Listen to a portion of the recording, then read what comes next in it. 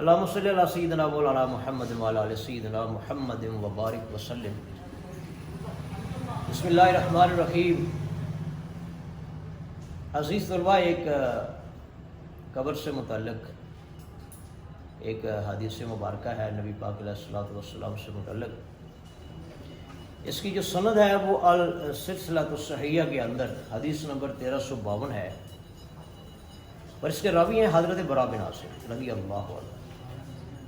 حضرت براء بن عازب رضی اللہ عنہ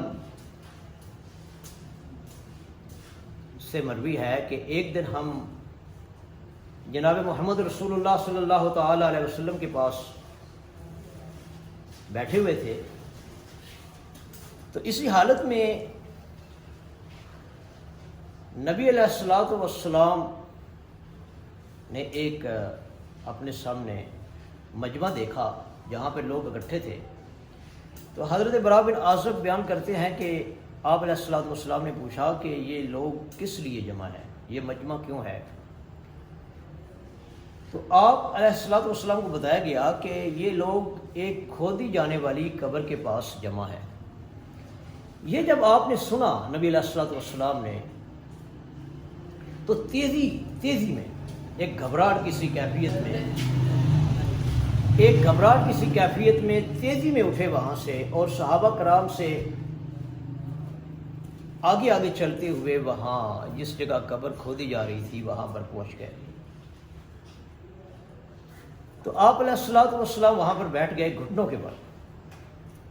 تو حضرت براء بن عازب کہتے ہیں رضی اللہ عنہ کہ میں آگے بڑھا یہ دیکھنے کے لیے کہ میں یہ دیکھوں کہ نبی علیہ الصلوۃ والسلام کیا کرتے ہیں۔ تو پیارے پیغمبر جناب محمد رسول اللہ صلی اللہ تعالی علیہ وسلم نے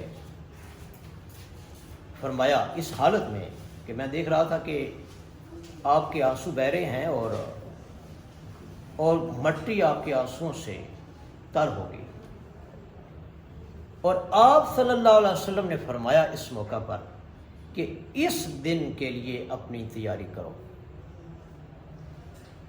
یعنی کھودی جانے والی ایک قبر، وہاں پر آپ بیٹھے ہیں، آپ رو رہے ہیں، صحابہ اکٹھے ہیں، تو آپ نے ان سے فرمایا کہ اس دن کے لیے اپنی تیاری کرو۔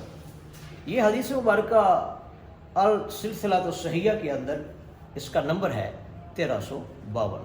استغفر اللہ لی ولکم ولسائر المسلمین والمسلمات۔